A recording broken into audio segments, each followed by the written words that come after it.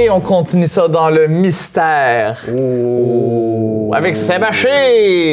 Oui, messieurs, cette semaine, on parle de mystère comme d'habitude. Faites pas le saut. Mais cette semaine, on parle plus précisément de complot. Oh! J'attendais qu'il le fasse. Ouais, moi, j'avoue. Ouais, mais c'est ça, là, ça a été un peu raté, habituellement, je fais ouh, mais là, ça serait plus comme ouh cette semaine. Oh, parce que c'est comme les On marionnettes. manipule des marionnettes, vous comprenez? C'est fort ce qu'il vient de faire. T'as-tu vu ça? Ouais, donc j'ai figure de style. Je fais de l'humour physique au bout. Mais là, on parle de complot, les gars, mais on parle de véritable complot là, à l'échelle mondiale. On parle pas de... Mais mon Dieu, c'est qui le fermier qui a triché à l'amour est dans le pré? Non, hein, on parle de vrais complots. Ben, de vrais complots, là, c'est de complot. Oui, c'est ça. Alexandre de Fermi.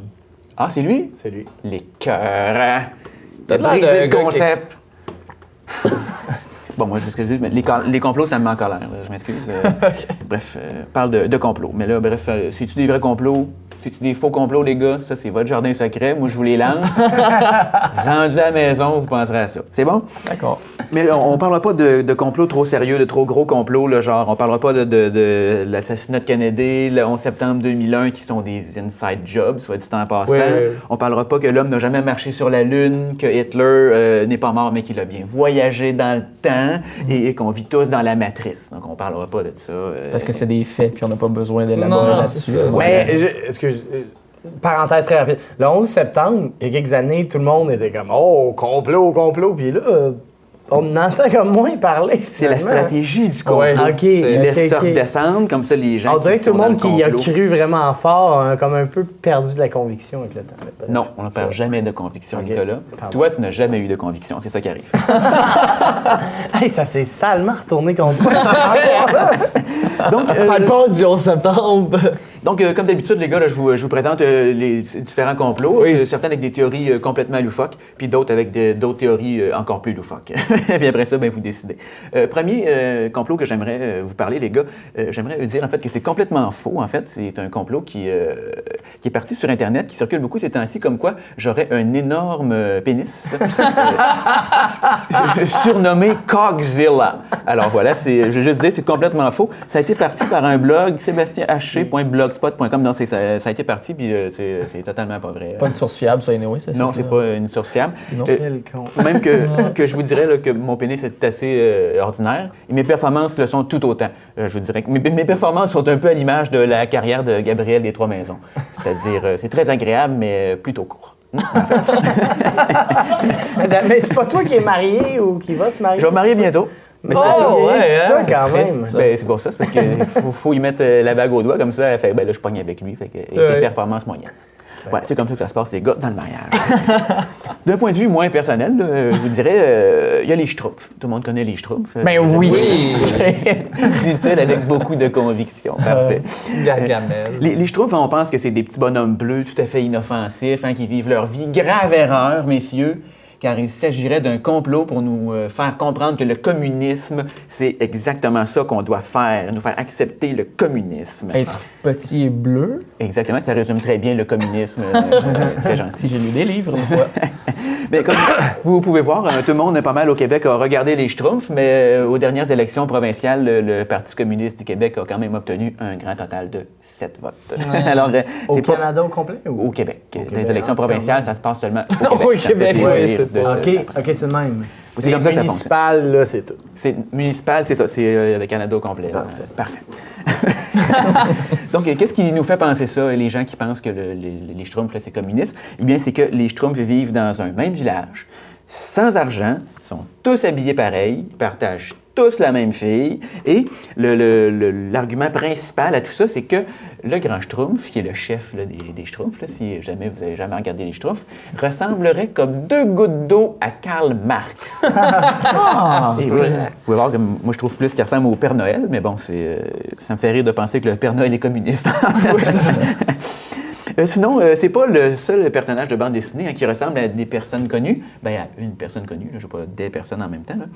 On a Paul, le personnage de bande dessinée de Michel Ravagliati, le célèbre personnage de BD québécoise, qui ressemble comme 2 gouttes d'eau à François Letourneau, mesdames et messieurs. Hein? Coïncidence? Je ne crois pas. Parfait. Sinon, on a également Tintin, mesdames et messieurs. Connaissez l'album Tintin au Congo? Oui. Mon préféré. Oui. Tintin au On Congo. se dit pas ça. Tu vas regretter. Ouais, Tintin au Congo, en fait, c'est un album qui semblerait n'aurait jamais existé. Non! Et oui, il n'aurait existé seulement que pour nous faire à croire que François Burguingo est déjà allé au Congo. Sinon, pour terminer avec les bandes dessinées, on a les aventures d'Astérix, qui eux aussi, ce serait un complot pour nous faire accepter l'homosexualité cette fois-ci. oui? Ouais. Quand on y pense un petit peu avec du recul, c'est assez logique. C'est deux hommes qui habitent ensemble, moustachus, qui se promènent constamment avec un petit chien puis qui adorent tailler des gros objets phalliques.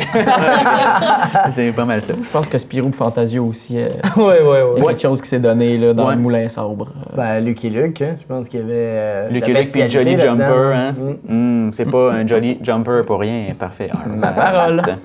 Alright, sinon, en télévision, les gars. Ça a vite déliré, celle-là.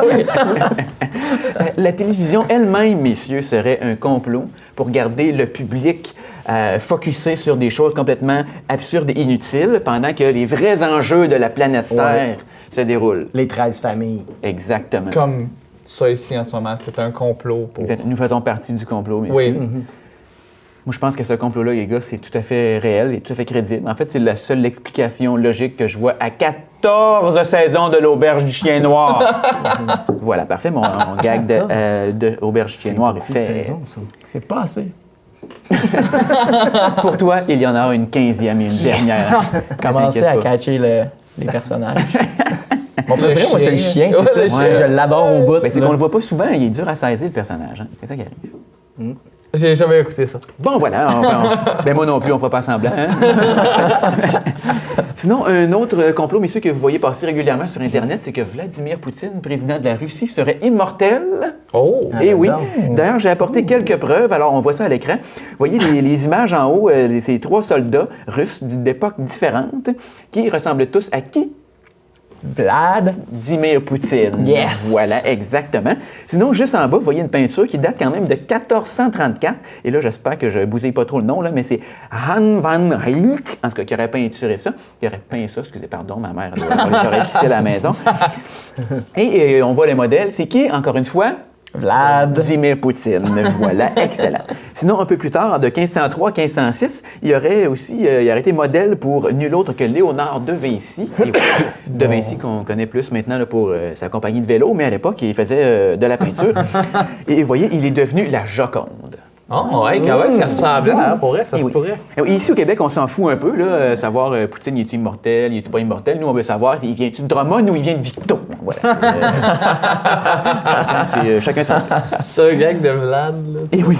Vladimir Poutine. Oh, excusez, je n'étais pas alerte pour le dîner. Hey! Excuse. Messieurs, petite statistique là, en terminant. Je suis sûr que vous allez apprécier cette statistique-là. C'est qu'il y a une étude qui a été faite et qui démontre, c'est une étude qui a été faite auprès de 1,2 million de comptes Facebook actifs, qui a démontré que les amateurs de la théorie du complot seraient plus naïfs. Non! Mais quelle surprise! Je suis renversé, mon Quelle gars. surprise! Et moi, je dis que tout ça, cette étude-là n'existe même pas. Je pense que c'est seulement un complot, mesdames et messieurs, pour discréditer les véritables esprits vifs comme moi qui n'arrêteront jamais de croire en Cogzilla.